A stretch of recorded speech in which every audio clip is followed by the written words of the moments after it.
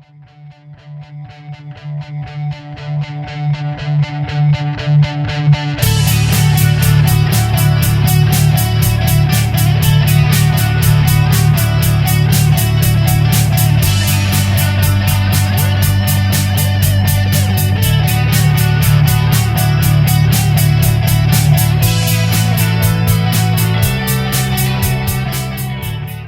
ahead and get started. I wanted to welcome you guys to the Online Resource Center, and this is basic Moodle. So I see some experienced folks, and so some of this might be a repeat. This is the basics. We'll try and talk about some best practices.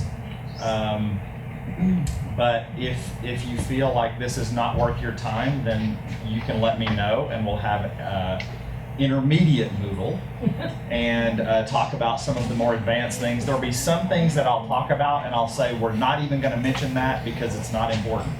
It doesn't really mean that it's not important. It just means that for the purposes of what we're trying to accomplish today, it's not important. So we'll get started. So the first thing I need to do is I need to share my screen.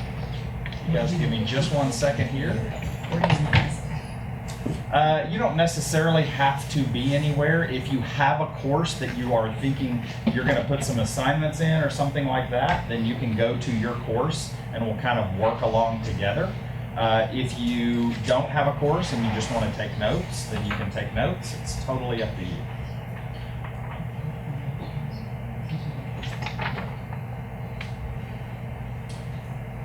Okay, so I do, before I even get started, I want to remind you that we have 2 web addresses on the board here that we want you to be aware of. The first one is our training schedule for the entire semester. We'd love to have this many people here every single Friday at 1 o'clock. This looks like a good group. And I see some folks that haven't been or haven't been in a little while, so we're very happy that you're here. The other address that's there is the training form that we would like for you to fill out. We actually just sent out online instructor fact sheets today that has, like, if you're an online instructor, it has your level, and the ways that you advance and stay at that level is to fill out this form as you attend trainings, whether those trainings are here on campus or whether those trainings are at a conference or somewhere else or something like that. So that's SNU training form. It will require you to sign into your SNU Google account to fill that out. Unfortunately, I cannot support helping you sign into that right this minute. So if you have questions about that, ask me after the training. Okay, and I do have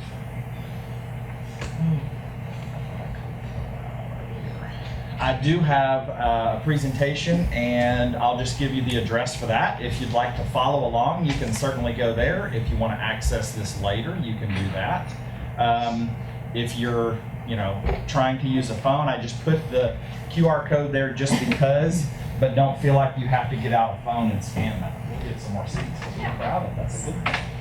We're happy about that. Don't be sorry. Glad you're here.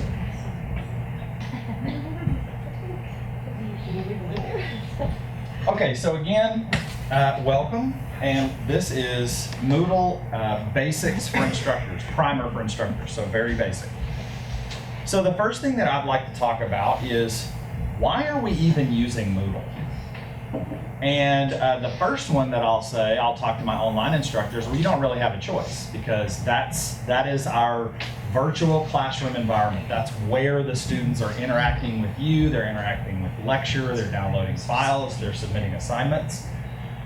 But in face-to-face, there are some advantages to using Moodle in your face-to-face course. It's a place to centralize everything. It aggregates your information. If you're giving them extra resources, some instructors, myself for one, I don't take anything up in the classroom, almost never. Not saying that that's a good thing or a bad thing, I'm just saying that it is. Everything my students turn in, they turn in through Moodle. All of the grading that I do is all done through Moodle. It allows me to give quick feedback to those students. It's also reusable. There was a discussion just yesterday about being able to access things after you've created them on Moodle. You actually can do that. In fact, our last training that we had in December was Michelle talking about closing out and resetting a course. She wasn't necessarily talking about restoring a course, although that's another option. There may be some permission issues about that. But you can reset your course once you have it like you want it, or you do a little tweaking between semesters, you reset, re-enroll your students, and you're good to go for the next semester. My philosophy of education is a constructivist, so I'd like to tell me what your meaning is for Moodle. How are you using Moodle in your classrooms? If there's something different that you'd like to share, don't be afraid to speak up. Or that you've seen used. Maybe you've taken a class and you've seen Moodle used in a different way than we've talked about here, or an advantage to it. It's easy, and it has, you can always go back to it and see exactly what you did. Okay. So I like that feature. Okay. So like almost like an archive of things that you've done. Okay, good. What else? I won't wait the full 21 seconds that best practices says I'm supposed to wait. I think I say that. Students can't say, I didn't know, you didn't tell us. Exactly. That was one thing that I learned when I was teaching high school. I started using a Google site, and I was kind of using it as a content management place. And they would say, well, what are we doing? What did we do? I just thought, check the website. Check the website. It's already there. I'm planned out. Maybe I was planned out a week ahead. I wasn't that far ahead in high school, but it's already there. Or it's already there from last class period. So it's a good place for if a student misses class, if they know they're going to miss class, that it's already there, or you can get it there reasonably quickly. Good. Anything else before we move on? I like the compose email that's all right there, and then it keeps a record of the email. Absolutely. Right there. Quick mail. That's something that we actually won't talk about today, but the function is there. Pretty much every course, when you create it, even if you're starting from scratch, definitely my online instructors, the quick mail block is there. You can email the whole class, you can email individual classes, and it does keep a record, which is really nice. And I found out something new. There was a small update over the break. It will, when you reset your course, you can choose to save or not save that quick mail history. So that's kind of a nice thing. One thing you can do is all everybody else does, and if you want to do groups, you can put groups together and they can't see what each other writes. Absolutely. They can have discussions as a group. Absolutely. So, and that's definitely one thing. If we do an intermediate Moodle class, that we talk about groups. I'll briefly mention it today when we talk about enrollment, but I won't spend a lot of time on that. And as you said, it can be separate groups but visible, or it can be separate but not visible. So they can't even see anything other than the people that are in their group. So for an online class, you've got, what would we have, max? 20 students. So if you had 4 groups of 5, the students may not even know anybody else is even in the class, because they're only going to interact with those 5 people in their group. If Dr. Williams was in here, he would encourage us to have groups of 3, those learning triads that he loves to talk about. So you can set up the groups however you want. You can have Moodle do it for you. You can choose how many groups you want, the number of groups you want. I said I wasn't going to talk about groups. So, anything else before we go? I want to say one thing. Sure. I'm a newbie. Okay. I want to say, as a student, Okay. I am finishing up my master's, and I have had only actually one professor who has effectively used Moodle. That's a good qualifier. Yeah.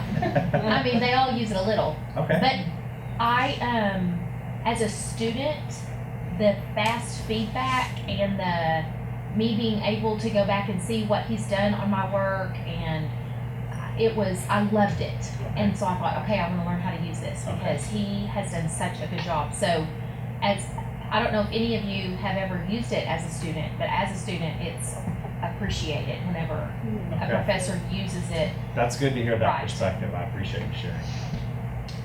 Okay. By the way, I'm going to say Moodle. I really mean MyCourses. Our address says mycourses.snu.edu. It used to say moodle.snu.edu. They're the same platform, they're just in a different place. So I won't get into the particulars of that, but if I say Moodle, I mean MyCourses. If I say MyCourses, I mean Moodle. It's all the same thing. So I didn't want to cause any confusion.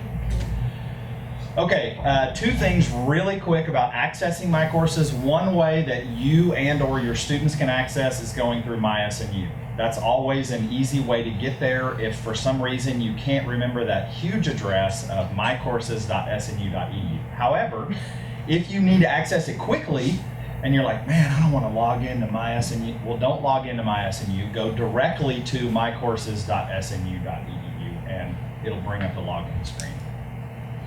Speaking of the login screen, sometimes if you're in there for a while and you don't do anything, it will log you out. And so you may have to log back in. That's one thing just off the top of my head that you want to be careful about is if you're having students, if you're expecting them to write a long forum post or a long journal, encourage them to write that in another program and then copy and paste. And somebody needs to remind me about copying and pasting from Word, okay? If I don't remember to say that, somebody please remind me, because that's a big no-no. There's a specific thing you have to do if you're copying and pasting from Word. But it will log them out. They're in the middle of a forum post, they hit submit, and it says like session expired something in the address and gives them this big long address. And then they've written for an hour and they're frustrated because lo and behold, they got logged out of Moodle and they've lost everything that they wrote. Eileen? And what is the time frame? Because it does seem to log out pretty quickly. I think it's about 15 minutes. Is there any way to extend that? Not, that's a coded thing. So when we host it on campus, there might have been a way, but as long as you're doing something, even I think clicking on the page, doing something in there, I guess you'd have to navigate from page to But page. you have to navigate to keep it going, but they're just posting a long thing, so logging out. Right. So they So especially for my folks that are wholly online, you want to encourage your students, if you're writing any length of something, you want to encourage them to write it in another program and copy and paste. But not Word. Well, we can use Word, we just have to be, there's a specific way in which we copy and paste from Word. Just don't let me forget that. Isn't that something that's changed? Yes, so that would be under nursing. So we go to nursing. Thank you, Peggy, for volunteering. No problem, you guys. Here's the great thing. You simply go to where you need to be and you click Add New Course. Now, one thing that I'll say is notice there are some subcategories here. If you're teaching in one of those subcategories, please go to the subcategory and create your course there.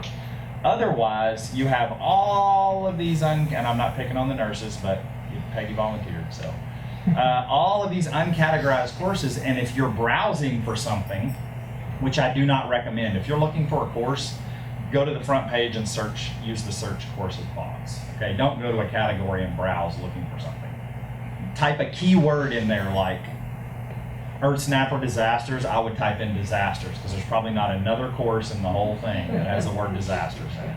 So pick a keyword. It's going to pull up all the courses that have something to do with disasters, which will probably be one. So, but you go here, you click Add New Course, and this is telling you the category that you're putting it in. You're going to do the course full name. Now there is a naming convention. It would be, if I'm creating a nursing course, it's going to be NURS space the course number space the section space the semester space the name. Or you might put the semester after the name. Technically, I was watching Michelle's video this morning and it's supposed to be that way. I actually put the semester after the name. So I'm glad she's not here today. I asked her not to come just in case I said something wrong. So, she would be probably griping at me. Okay, and then in the course short name is what you're going to see when you click the, let me get this doc back out here. Do you have a convention for a semester like F12 or F12, yes. S13. Summer, we usually use SU if you're teaching a summer course. If we use SP for spring. SP, yeah, it's not. We're not going to get wound up about that. I'm picky, but I'm not that picky. So, and it really wouldn't even matter to me. I'm never going to look at your courses. So under MyCourses, this is what, in the course that I'm in right now as this professor, this is the short name is what I'm looking at right here. You're not going to see that full name, NURS 1113-01, whatever 1113 would be if y'all have a number like that. So you wouldn't see that full name, you just see the short name. Course summary, again, I'm picky. I put a course summary in there and I get that right out of the catalog. Get it from the course listing. I put a description, because if some student is like browsing around Moodle instead of looking at the course catalog, trying to decide what they're going to take, we've got the information there for them. So copy and paste. Speaking of copying and pasting, see I have this word right here, paste from Word. If you paste from Word, you must use that box right there. That's the one I was talking about. So use Control-V to paste the text into the window and then click Insert. So if I were copying and pasting from Word, that's what I would do. You may be asking yourself, what happens if we don't copy and paste from Word? Well, I'm glad you asked.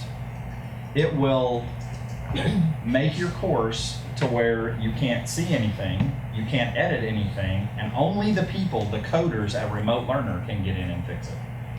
I can't fix it, Michelle can't fix it, none of our people on campus can fix it.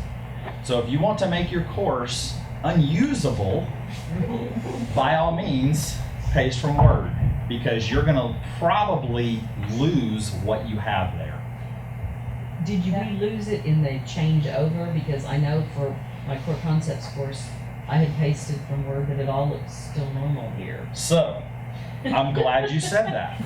We're hoping that we don't run into any problems from past pasting in from Word. We're hoping. We have not run across that yet.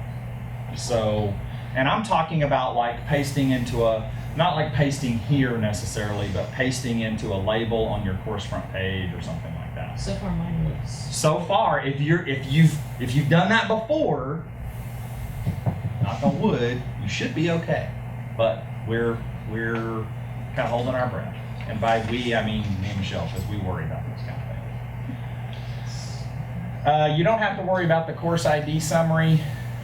You can be a weekly format or a topical format. If you're teaching your class and you cover sections and you don't have this week we're doing this week we're doing this, put it in topic format. Most people, I think, maybe, I don't know, I'd like to hear, do you use topics or do you use weeks? I use weeks. Both? But weeks is easier for them, I think. I think it is because it actually gives the date range at the top, Yeah. so that's kind of nice. So you can choose that, and then you have a number of weeks and topics. If you're teaching a 6-week online course or something like that, you don't need it to be 17 weeks. Make it 6 weeks. And you'll always have week 0 is always going to be that top block.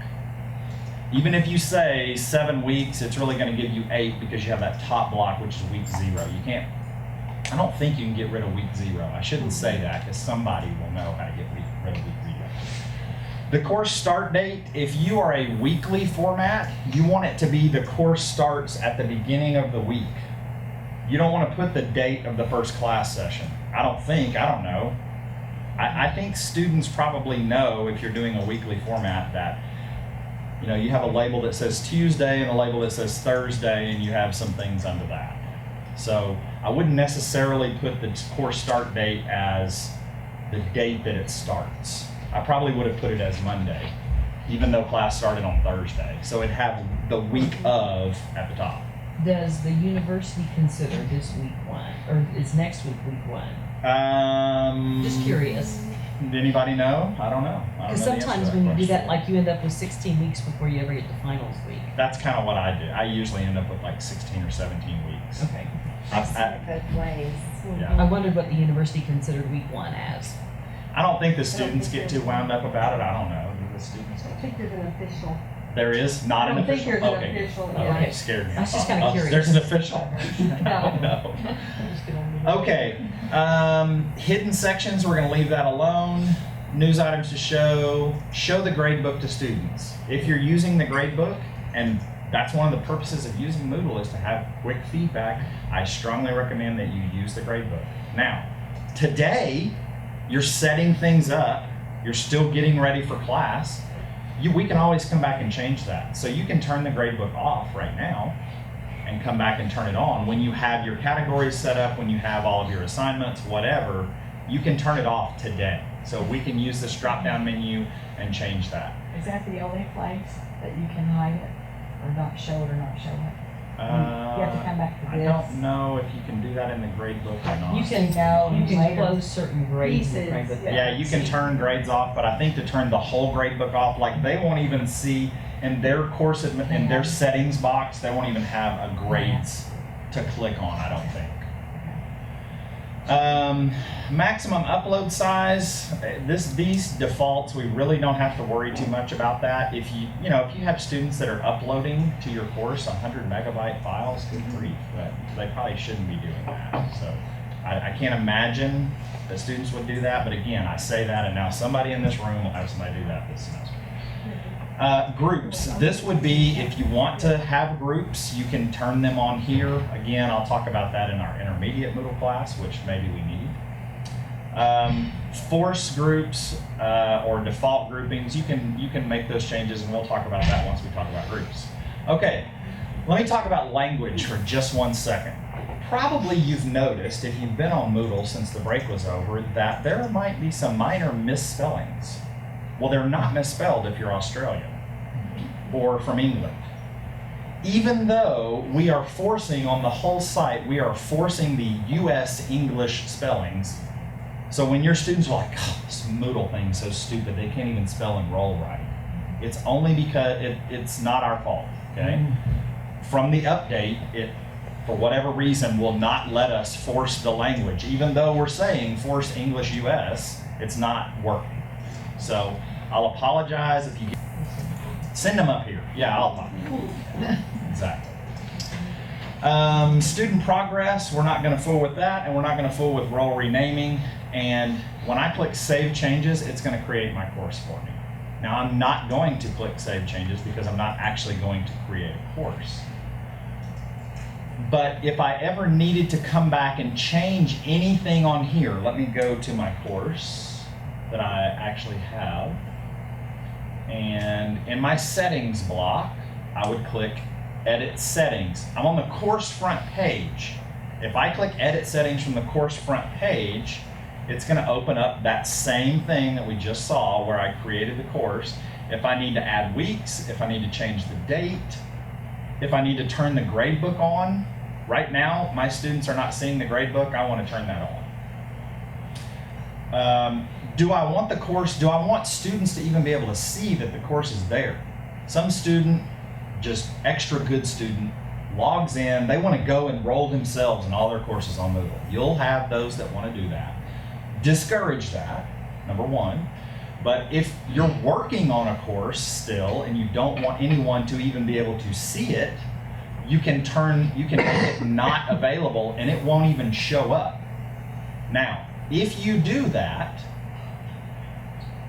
under the MyCourses tab right here, you'll have a list of courses at the top that are red and a list of courses at the bottom that are gray. This particular test prop is only in one course, so I can't show you that. But this is red because it's available for everyone to see. If you see courses in gray, those are not available. So when you tell students, go here, go to this course, and they're like, well, that course, I can't find that course. You may have it not available, okay? So that's an important thing. Is there a default for how long it's available, or you have to make it unavailable? You have to make it unavailable. So all of your fall classes, students are like, oh, I'm still in your course. What's going on? Just go in and make it unavailable. They won't even know that they're still, even if you haven't reset it, you haven't unenrolled them, you haven't done anything with that course, at least make it unavailable so that they won't see it on their list of courses. Michelle gets multiple emails at the beginning of every semester. I've been in this course from fall of 2010. Why? Not really, because when we changed over the summer, but you know what I'm saying. She's the one that gets those emails. So I would ask, for my own peace of mind, that you guys would go in and make those things unavailable. If you're done teaching that course and the students don't need to access it, go make it unavailable at a minimum. And then talk to someone about resetting or closing out or something to that course. If you need help on that, ask Michelle. She'll help you. If you need help on that from online, I'll take care of it for you. Okay, let's see. Wow, this is taking, this could be a 2-hour class. Okay, editing versus viewing. So you have 2 modes in Moodle. You have the editing mode and you have the viewing mode. In version 2.2, which we're in right now, really you're always in edit mode, because if you're in an assignment, if you're on a page, if you're on the front page, you don't have to turn editing on to fix something. If you want to create something, you have to turn editing on, because you don't have the option to create anything unless editing is turned on. But if you're in an assignment and you're like, oh, I messed those instructions up, I need to fix that, you don't need to turn editing on, just click Edit Settings. So let's go to an assignment, I'll show you what I'm talking about. Let's go to this sample online text. There's actually something that's been submitted. Oh, I messed up, I should have put a whole lot more instructions in there, so I simply click Edit Settings. I didn't go and turn editing on, I just clicked Edit Settings and it opens the assignment up for editing. Now, you may be thinking, well, what if this is an upload a file and I want to make it offline text? No, you got to go create a new assignment. Okay, you can't change the type of assignment from one type to the other. There's just no way to do that. You got to create it from scratch.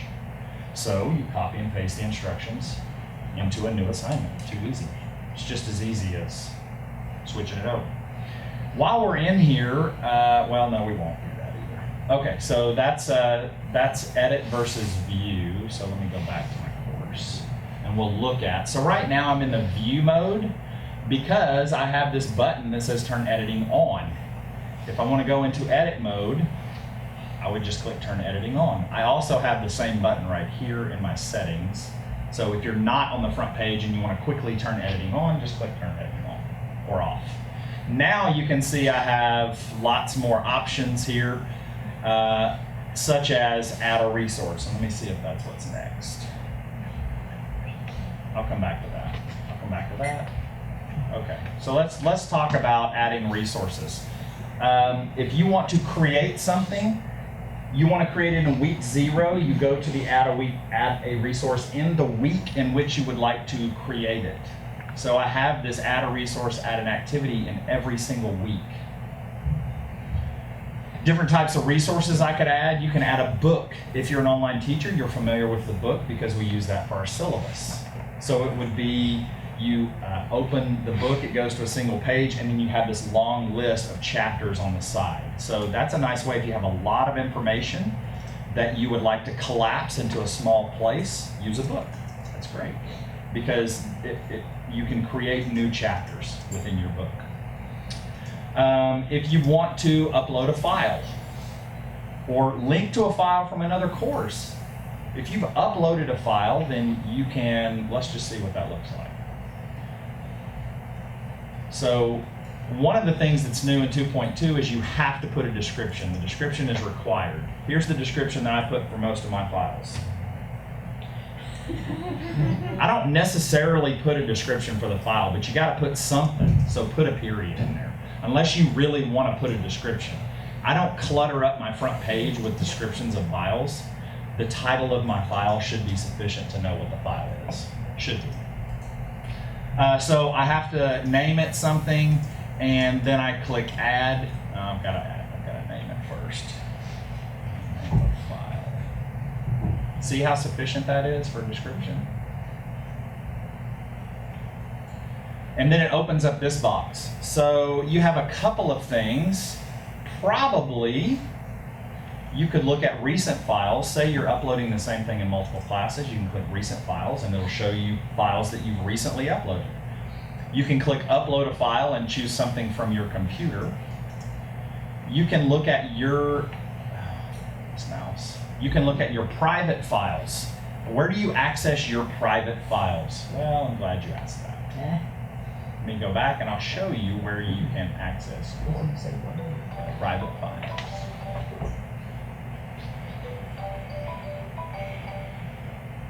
if you go to My Home, not the home page, but My Home, manage my private files. It's hidden, it's hard to find, almost no one will use it because it's so hard to get to. But if you go to My Home, you can add files there, and then you're in any course. You have 42 courses you're teaching, and you've got one syllabus. You don't need 42 copies. You go to manage my private files, you upload it there. Anytime you click add a resource and choose file, you can go to my private files and add that. You know, best practices for Bowie's Classroom, whatever. Some file that you use multiple times. Let's see. Questions about adding a file? What's our best option here if we're sending, well, this is for a file, so I'm gonna leave, on a file, I'm gonna leave that on automatic. Go ahead. On adding a file, Yes, or ma'am. uploading a file, Mhm. so you could upload a file from your flash drive or. Correct. And if it's on Word, is that okay? It depends. I usually recommend PDF, but I think you could probably add it either way you wanted to. My thinking on PDF is I don't want a student to like download a Word file and then do something with it. Like once they download a Word file, they can edit that and print it off and say, no, it says this. I mean, you know, I come from high school, so they're all sneaky. Yes, I have two ma'am. questions. I'm glad you went back there because what is server files, and then next to create a folder, does that automatically take you to manage private folders? It would, you would, So one server files first, what is that? I've never used server files. I think those would be files that the magical administrator would have uploaded there for everyone to use, but we are not using that So function. most of the time we use recent files or upload file. Upload file goes directly to either whatever you want, your G. or Correct. your- You're going to navigate to wherever once you've clicked browse here. And you can save it as a different file name. You know, if you want to give me credit for all of your files, you can put my name there if you want. Just kidding. You actually also can set the license. You have options on license. The default is all rights reserved because you've created it. And then create folder under content back on the page. Yeah, Not gonna manage to the private. I believe you would be creating, this might actually, I've not done it from within add a new file. If you're on the front page and why did that do that? If you're on the front page, you can add a folder where you would create a folder, upload multiple files, because you don't want, 3 or 4 files, anything more than about probably 2 or 3 files, you'd be better off to put a folder where they click instead of cluttering up the front page with a long list of files. So I don't know the answer to your question because within a file, I've not added a folder there. I have done a folder from here. It works the same way. It does, so it makes that into a folder. Okay, I kind of thought that's what it would do, but thank you for saying that. And then you can put multiple files in that folder. Correct. Like where it says transcripts for videos is turned off, but that's a folder. That's a folder that has multiple files in it, and that's kind of a storage space for us for this course. It's where we keep all of our. So that's a good thing for you if you need to put files somewhere because you're like, man, I've got 15 flash drives. I don't know where I'm going to put this or that. I can't remember where it is. Keep it within your course. Upload it there, and then when you get into that course, it's there. That's a good point. I'll talk quickly about labels are simply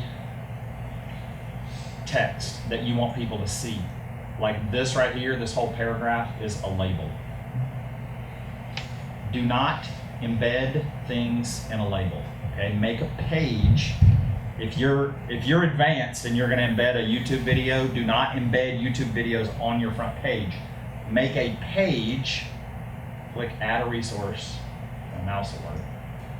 Choose page, it creates a new page, name it, videos for this week, and embed your video there, something like that. But don't do a label and then embed. The other thing is a web address. If you want to point students to a web address, you have to have a name. and the address, and I will highly recommend, best practice here is new window. If you're navigating away from MyCourses, they need to be in a new window. You don't want them to have to log back into Moodle again, or try and get back to that page, okay? Again, I'm ignoring these things down here because right now they're not important for the purposes of today. Okay, add an activity. Let me talk for a second about different types of activities. I'm going to talk about three main things. I'm going to talk about online text, upload a single file, and a forum. Those are the three basic things that if you're a new Moodle user, those would be the three things that I would want you to walk out of here knowing how to interact with those three types of things. Now here's the thing about an activity. If you add an activity, the purpose of the activity is something that's going to be graded. The default is for it to have some points attached to it, and that means it's going to go into your grade book. It's going to show up as an entry in the grade book. If you're not doing something that you want to assign a grade for, you may be able to get away with adding a resource. You just want, like, you have some assignment instructions, but you're going to take it up by paper, or I can't, that's actually not a very good example. But let's talk about the three main things. So online text.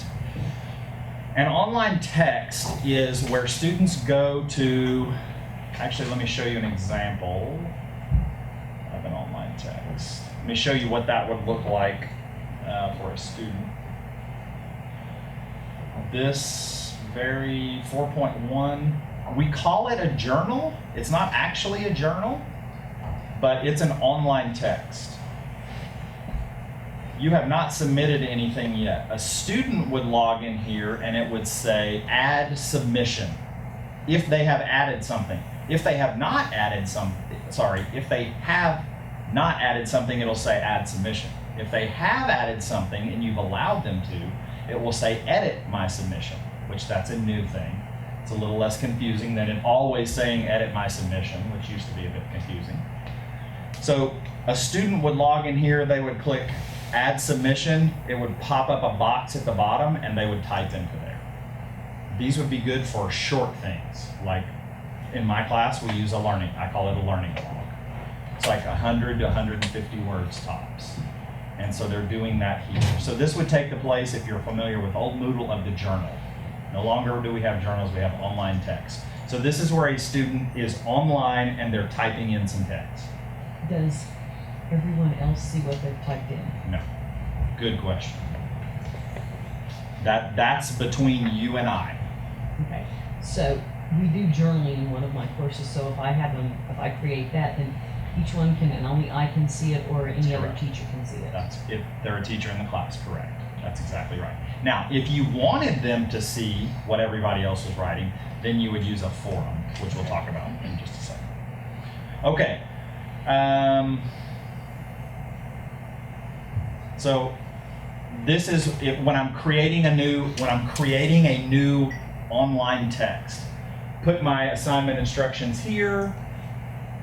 Do I want this to only be available for a certain amount of time? If I do, I would put that date. So after the 11th of January at 1:45, which is about 3 minutes ago, this would show up. It would become available on the page. If I don't care about that, I'm just going to turn that off. Now it's going to be available all the time. From the time I create this, it's going to be available. Until the end date. Until, actually, they'll still be able to see it on the due date, but they probably will not be able to do anything.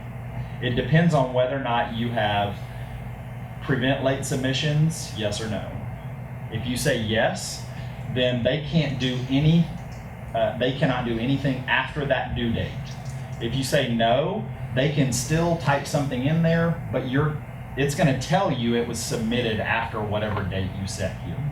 Or turn the due date off. If you have the due date on, if you have a calendar block, this will show up in the calendar block. When the students go to the My Home, they'll have your course name and it'll have the due dates beside the assignments that are due. So sample online text. these are the things that are due in this course, and that's when they're due. Obviously, if I were actually using this course, I could update my due dates. This is a nice, quick way, by the way, instructors, to go and look if you've recycled the course. What are my due dates? Do I need to fix my due dates? This is a good place to look at it, is on the My homepage. This is the grade I would assign, or how many points is this worth? Do I want to allow them to go, once they've submitted, do I want to allow them to go back in and submit and change something? Comment inline. Okay, here's about, someone remind me when I talk about grading, and I'm gonna have to wrap this up really quickly. When we talk about grading, ask me about comment inline, whether or not you would want to do that. If you want this to be, you could just make an assignment be in groups. If you want this one assignment to be groups, you can choose that. And then I'm ignoring these access things down here because those are frankly not important to us right now. Okay, so that's online text. That's number one. The other one that I said that I was going to talk about was upload a single file.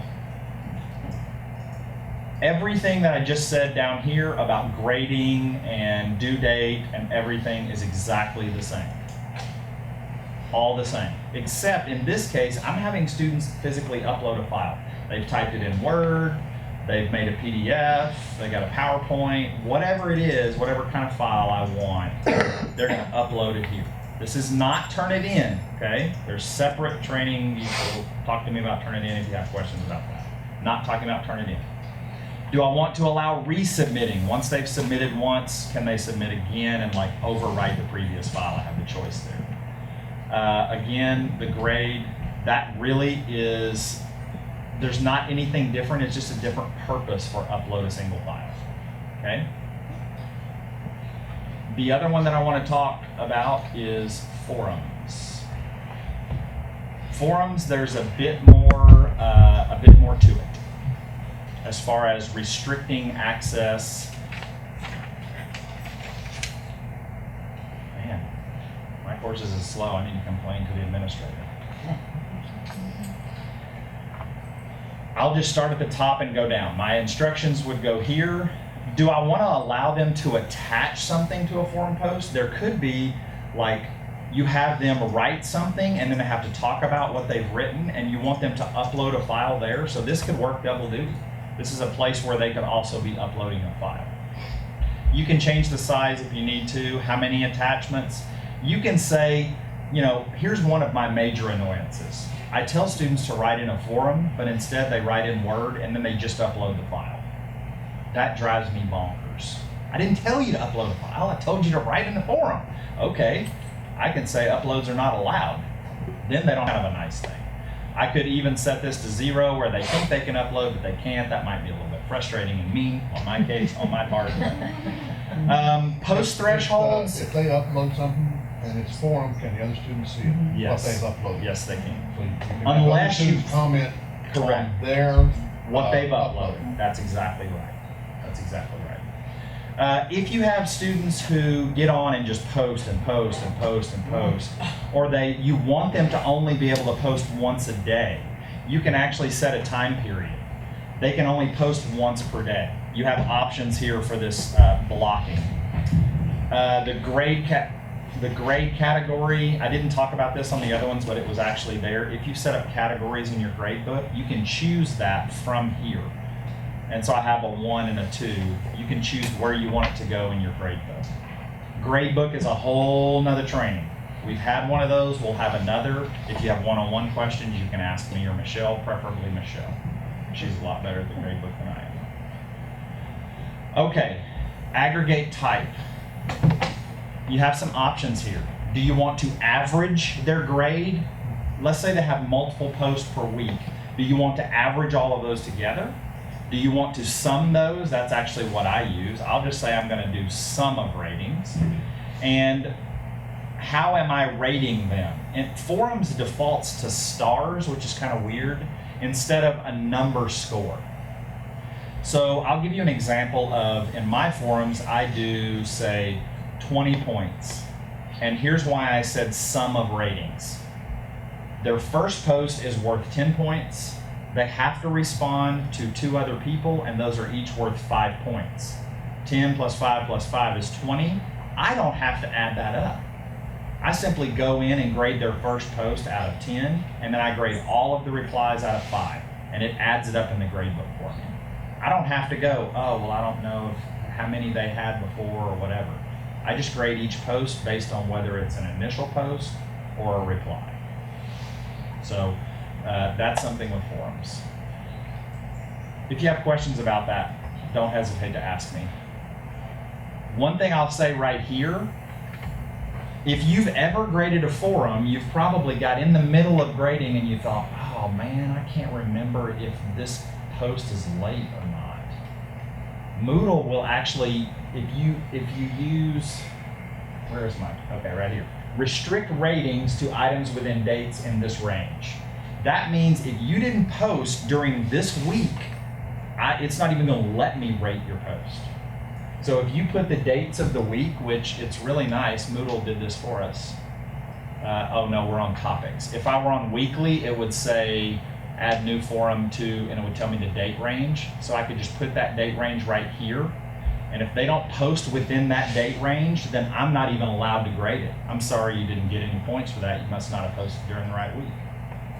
So that's kind of a nice little function where you don't have to pay attention to the date that people posted.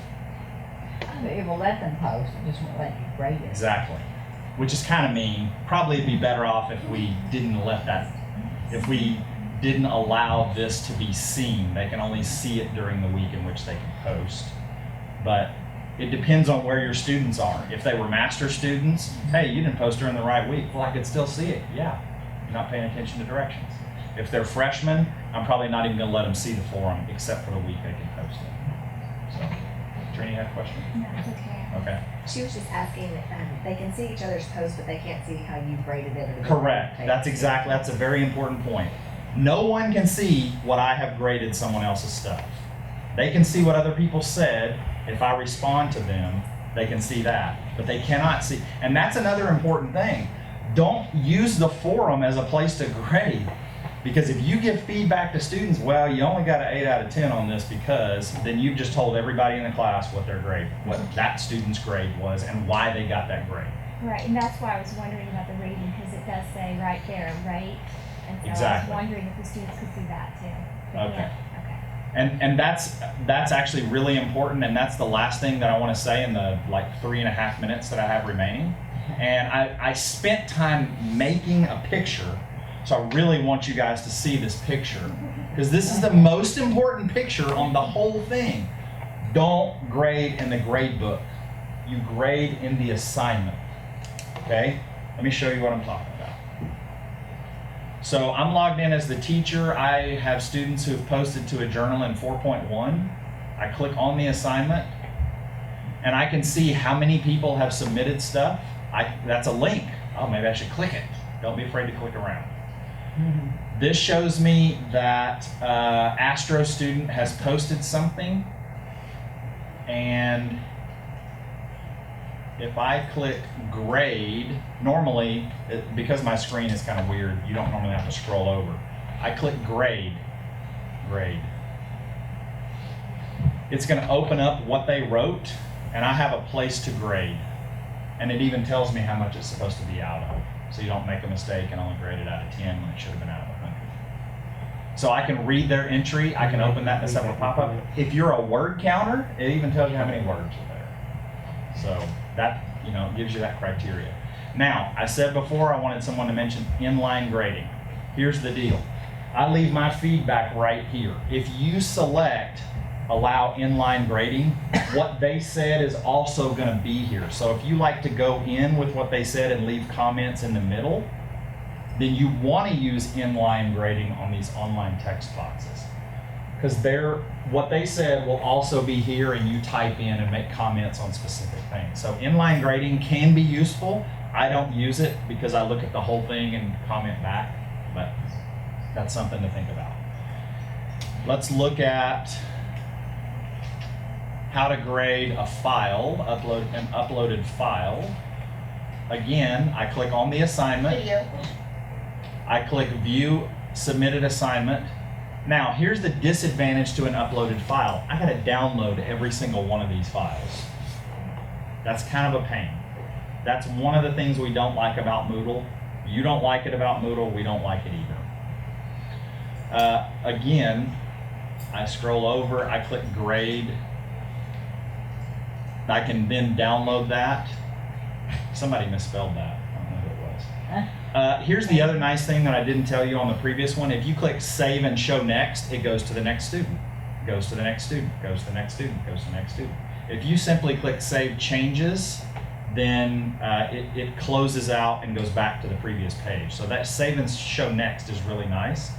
But again, I have the drop down list.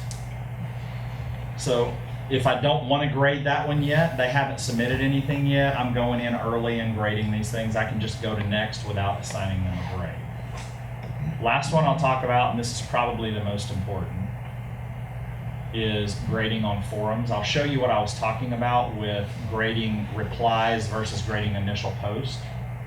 So I'll scroll down here to the bottom, and if I had more than one student posting here, there would be a list of threads. Okay, so each one of these would be a thread. So here's a thread with 2 replies that Astro student has posted. And he or she says it's an excellent post that you must read. Okay, so I'll click that and it should open the post for me. And there it is. Here's my excellent post. No one else could write a post as awesome as this one because of 2 words, quantum mechanics. I don't know, maybe a physics guy might have written this. I don't know. I told you that it was out of 20, and I'm gonna, this is the first post in the thread. So their initial post, I'm gonna grade their initial post are worth 10 points. So yeah, I mean, he didn't really back that up with any evidence, so I'll call it a 7. I'm grading that as a 7 out of 10. Not a 7 out of 20. He's gonna have to reply to get those other 10 points, okay? So because it's an initial post, that's out of 10 points. This guy replied, "You're so correct, my post was only half as awesome as yours." Okay, so he gets out of 5. On the contrary, Astro student, professional studies guys, come on. I disagree. As an adult, I find that you must first establish criteria by which you're evaluating your post. I need to talk to the prof and see what those criteria are going to be. Maybe he or she will provide a rubric. Yes, please provide a rubric for your students so that they know, what does a 10 look like? What does a 5 on a reply look like? Really, this guy probably ought to get more like a 3. I mean, they did reply, but this really added something to the conversation. So now, in the grade book now, because this is here next to that rate, right? This student now has a 5 out of 20. If they have posted an initial post and they got it out of 10 and they replied to somebody else, that's 10 plus 5 plus 5. The grade book does it all for me. I noticed that I did not go into the grade book and enter grades for this student. However, let's say that I go to the grade book later, because I said never grade in the grade book, right? You may already see my issue here. My issue is with on a forum, if they don't post, I don't have a place to put a grade in. So you actually have to go to the grade book. So if I go to the grade book, and I'm going to scroll over here if I can. Oops. You go all the way down the bottom. Thank you. It's a pain. It is a pain. You can click up at the top and arrow over it. Okay, so here are the things that I just graded, but I get there an English student. Yeah, we know how those English people are. They're kind of slackers on keys. Of course, Pam, you know what keys. That student, I look at the whole column for that forum and they didn't post anything. I need to enter a grade because the way I've got my grade book set up, until I enter a grade, that's actually not counting against them. So if I leave it as blank, it's not counting against them. I need to go in and enter a 0. I don't have to turn editing on. Resist the urge to turn editing on. I simply click in the grade book and it opens up this first box and I hit 0 and I hit enter. Now they have a 0. Notice that that box turned tan. That means that that is overridden in the grade book. It doesn't matter what, they come back, you say, okay, you can go post. They go back and post, you grade them. Well, it's still a 0. What's the deal? You gotta go in and turn override off, and it's a pain. If you get to that point and you have a question about it, ask me, because that's not easy. Here's the other problem with not turning editing on. You click somewhere, whoa, I didn't mean to click there, now I'm gonna override. As long as you don't type anything, just hit enter and it takes you out of that. Okay, so when in doubt in the grade book, don't type anything and hit enter. I should have made this a 2-hour training because I could have talked for another half hour at least. If you have questions and you'd like to stay and ask those questions, feel free to stay and ask those questions. I apologize for the heat in here. We have lost control over our air conditioner, and when it's 60 degrees outside, heat should not be on. Thank you guys so much for coming. Please be sure that you signed in if you didn't. If you want to stay and ask questions, I'm here until probably 5 o'clock. So feel free to stay and ask questions. Can you put back up the